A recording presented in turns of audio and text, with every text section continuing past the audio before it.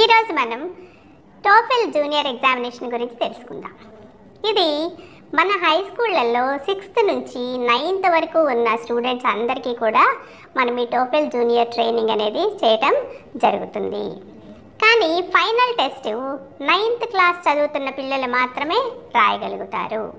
Final TOEFL junior టెస్ట్ని 9th class చదువు test to measure the English language ability of non native speakers at different levels.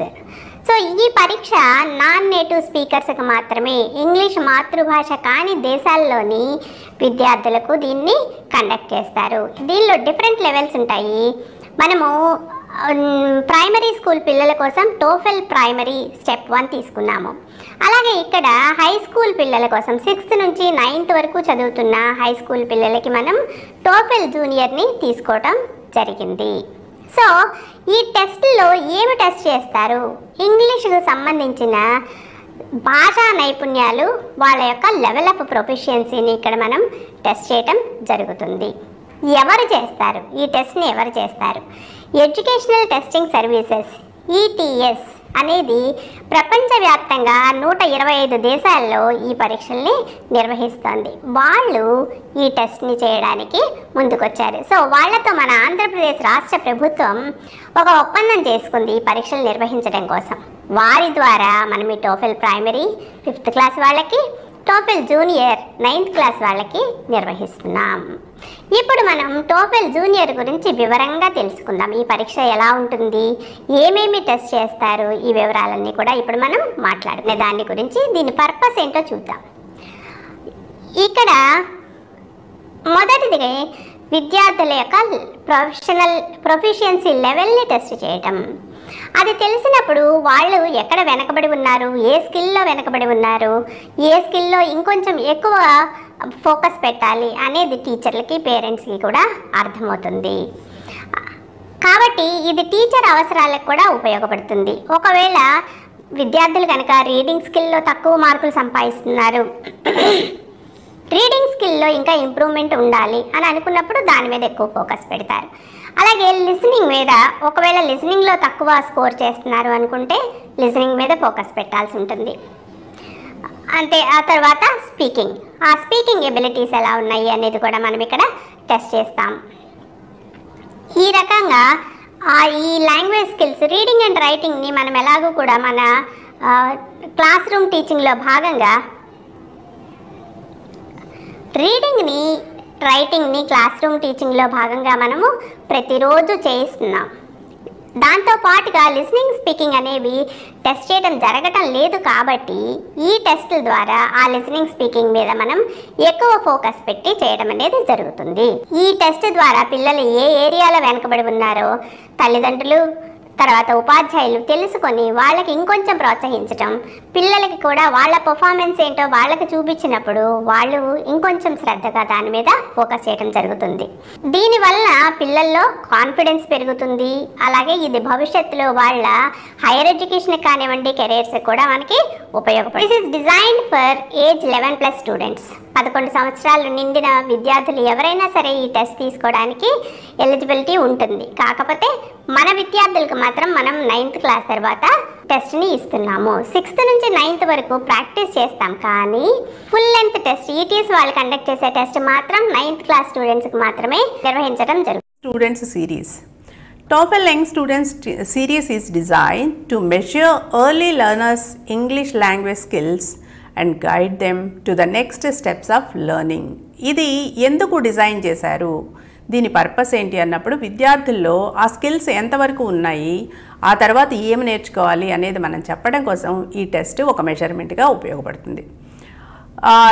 This test measures students English communication skills designed for ages 11+. ఇది వీళ్ళ communication skills, listening, స్పీకింగ్ని కూడా test చేస్తుంది. 11 సంవత్సరాలు నిండిన విద్యార్థులు మాత్రం దీనికి అర్హత కలిగి ఉంటారు.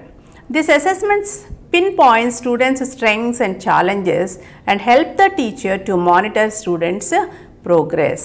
ఇది విద్యార్థుల యొక్క స్ట్రెంగ్స్ని, ఛాలెంజెస్ని, వాళ్ళు ఎక్కడ బాగా స్ట్రాంగ్గా ఉన్నారు, ఏ ఏరియా ఇంప్రూవ్ చేసుకోవాలి అనే దాన్ని చెప్పడంతో పాటు టీచర్స్ కూడా ఒక క్లియర్ కట్ ఐడియాని ఇస్తుంది. వాళ్ళని మెంటార్ చేయడంలో, వాళ్ళని మానిటర్ చేయడంలో టీచర్స్కి ఇది చాలా ఉపయోగాలు ఉన్నాయి. ఏ పార్ట్స్ ఉన్నాయో ఒక్కసారి చూద్దాం.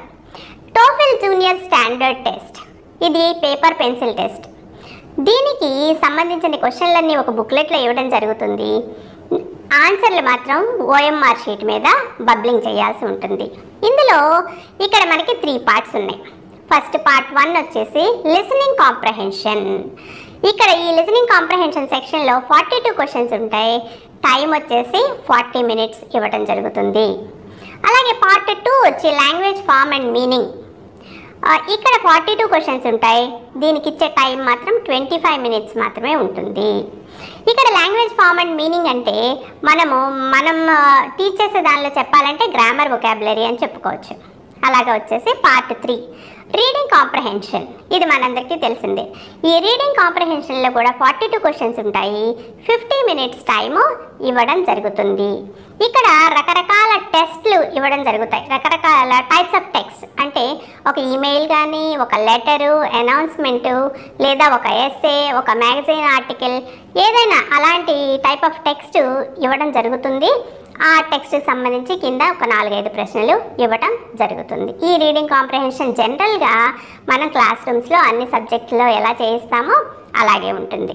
సో మొత్తం మీద ఈ TOEFL junior standard test paper pencil టెస్ట్లో 126 క్వశ్చన్స్ ఉంటాయి. 1 అవర్ 55 మినిట్స్లో దీన్ని పూర్తి చేయాల్సి ఉంటుంది. శాంపిల్ ఓఎంఆర్ షీట్ ఎలా ఉంటుందో మీకు ఇక్కడ చూపిస్తున్నాను, ఒకసారి చూడండి.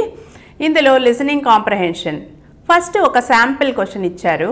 ఆ శాంపిల్ క్వశ్చన్ కూడా చేయాలి. ఆ శాంపిల్ క్వశ్చన్ తర్వాత 42 క్వశ్చన్స్ ఇచ్చారు. దానికి ఒక్కొక్క దానికి ఏబిసిడి ఆప్షన్స్ ఉంటాయి. ఆ ఏబిసిడీల్లో ఏది కరెక్ట్ అయితే దాన్ని పూర్తిగా బ్లాక్ చేయాలి, పూర్తిగా పెన్సిల్తో నల్లగా అయ్యేలాగా దిద్దాలి. దాన్ని పైన మీకు ఇచ్చిన బాక్స్లో, ఎగ్జాంపుల్ బాక్స్లో కరెక్ట్గా ఎలా చేయాలో ఇచ్చున్నారు కాబట్టి అదొకసారి గమనించి విద్యార్థులకు దాన్ని తెలియచేయండి. అలాగే లాంగ్వేజ్ ఫామ్ అండ్ మీనింగ్లో కూడా 42 క్వశ్చన్స్ ఉన్నాయని చెప్పాము. ఆ 42 క్వశ్చన్స్కి సంబంధించి ఏబిసిడి ఆప్షన్స్ ఇక్కడ ఉన్నాయి.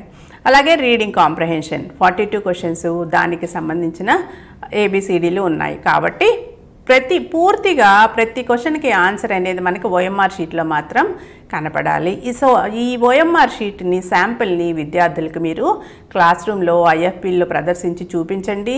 దీని మీద మాత్రమే ఆన్సర్ చేసినప్పుడే ఇది వ్యాలిడ్ అవుతుంది అనేది వాళ్ళకి చెప్పండి. అలాగే కరెక్ట్గా ఎలా చేయాలో కూడా